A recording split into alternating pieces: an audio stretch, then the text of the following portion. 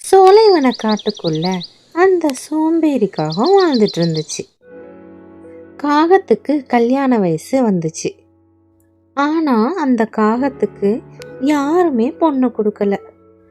அதுக்கு என்ன காரணம்னா, அந்த காகம் ரொம்பவே சோம்பேறி காகம். அது மட்டும் இல்லாம எந்த ஒரு வேலை வெட்டிக்குமே போகலை. வேலை வெட்டி இல்லாம வெட்டியா இருக்கிற ஆளுக்கு யாரு தான் பொண்ணு கொடுப்பா? அதனால யாருமே பொண்ணு கொடுக்க மாட்டேன்ட்டாங்க. ஒரு நாள் அந்த நதிக்கரையில காகம் ரொம்ப சோகமா உட்கார்ந்துருந்துச்சு. என்ன காலம் அண்ணன், இவ்வளவு சோகமா உட்கார்ந்துருக்கீங்க? ஆமா, நீ வேற சிச்சு, எனக்கு யாருமே பொண்ணு கொடுக்க மாட்டேங்கிறாங்க. உங்களுக்கு என்னென்ன, நீங்க அழகா கருக்கருன்னு சூப்பரா தானே இருக்கீங்க, ஏன் உங்களுக்கு பொண்ணு கொடுக்க மாட்டேங்கிறாங்க? அழகா இருந்தா மட்டும் போதாதான், அவங்களுக்கு நான் ஏதாவது ஒரு வேலைக்கு போகணுமா, அதனால எனக்கு பொண்ணு கொடுக்க மாட்டேங்கிறாங்க. அதுவும் சரிதானே. உங்களை நம்பி கல்யாணம் பண்ணி கொடுத்தா அந்த பொண்ணை நீங்க எப்படி காப்பாத்துவீங்க? ஒரு வேலை வெட்டிக்கு போனாதானே நீங்க காப்பாற்ற முடியும். உங்களை நம்பி வர்ற பொண்ணும் சந்தோஷமா வாடுவா. அதனாலதான் உங்களுக்கு யாருமே பொண்ணு கொடுக்க மாட்டேங்கிறாங்க அப்படின்னு காகத்திட்ட சொல்லிட்டு அங்கேருந்து பறந்து போணுச்சு சிச்சுக்கிளி. சிச்சுக்கிளி பறந்து போனதுக்கு அப்புறம் காகத்துக்கு ரொம்ப யோசனையா இருந்துச்சு. ஆமா, நம்மளும் ஏதாவது ஒண்ணு பண்ணணும், வர வர நமக்கு சோம்பேறித்தனம் ரொம்ப அதிகமாவே இருக்கு அப்படின்னு சொல்லி ஒரு முடிவுக்கு வந்துச்சு காகம். அடுத்த நாள் காலையில தன்னோட யோசனைப்படியே சிக்கன் பக்கோடா கடை ஒன்று ஆரம்பிச்சது. காகம் கடையை போட்ட உடனே அந்த சைடில் போகிற பறவைகள் எல்லாம் காகத்தோட கடையை பார்த்தாங்க. என்னடா இது, இந்த பக்கம் கடை புதுசா இருக்கு, சிக்கன் பக்கோடாவாமே, சரி வா எப்படி இருக்குன்னு சாப்பிட்டு பார்ப்போம் அப்படின்னு சில பறவைகள் எல்லாம் காகத்தோட கடைக்கு வந்து சிக்கன் பக்கோடா சாப்பிட்டாங்க. ஹலோ, உன் சிக்கன் பக்கோடா ரொம்ப சூப்பரா இருக்கு, நீ டெய்லி இங்க கடை போடுவியா? ஆமா ஆமா, நான் டெய்லி இங்க கடை போட போறேன். ஓகே ஓகே சூப்பர், அப்போ நான் அடிக்கடி வந்து சாப்பிட்றேன் அப்படின்னு சொல்லிட்டு தான் சாப்பிட்ட சிக்கன் பக்கோடாக்கு பணத்தையும் காகத்துக்கிட்ட கொடுத்துட்டு அங்கேருந்து பறந்து போனா. உங்களுக்கும் சிக்கன் பக்கோடா பிடிக்கும்னா நம்ம சேனலுக்கு லைக் பண்ணிட்டு மறக்காம சப்ஸ்கிரைப் பண்ணிடுங்க. அடுத்த நாளும் காகத்தோட கடைக்கு நிறைய பறவைகள் வர ஆரம்பிச்சாங்க. எல்லாரும் காகத்தோட சிக்கன் பக்கோடாவை வாங்கி சாப்பிட்டுட்டு டேஸ்ட்டு ரொம்பவே சூப்பராக இருக்குன்னு பாராட்டினாங்க. அதுக்கப்புறம் காகம் ஒரு பிஸ்னஸ் மேனாக ஆயிடுச்சு. காகத்துக்கும் தினம் தினம் வருமானமும் வர ஆரம்பிச்சுது.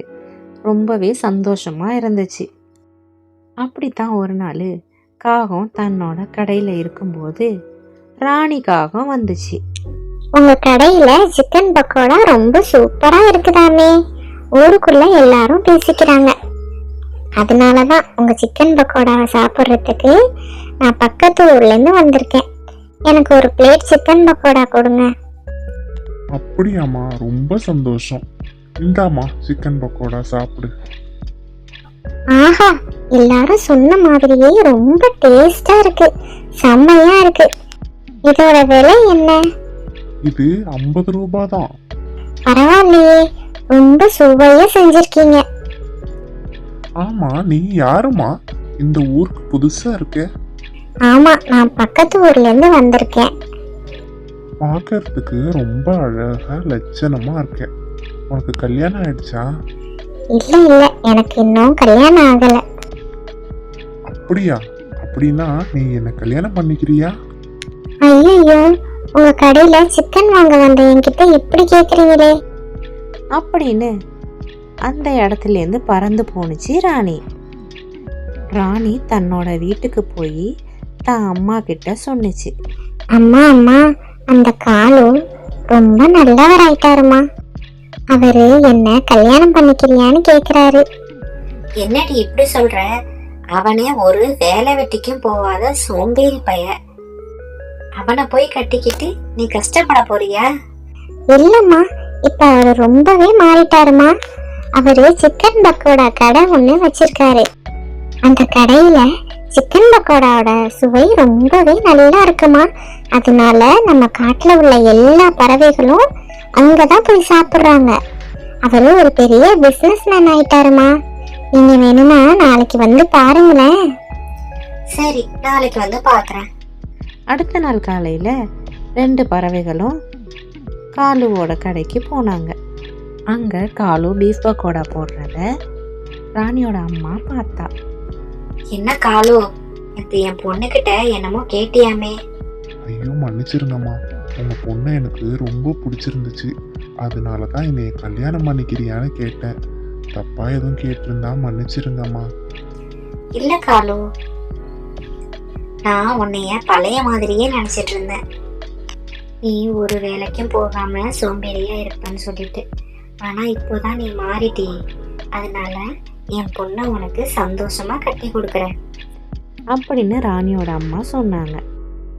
அடுத்தது கொஞ்ச நாள்லயே காலுவுக்கும் ராணிக்கும் சிறப்பாக கல்யாணம் நடந்துச்சு. 2 பேரும் சந்தோஷமா இருந்தாங்க.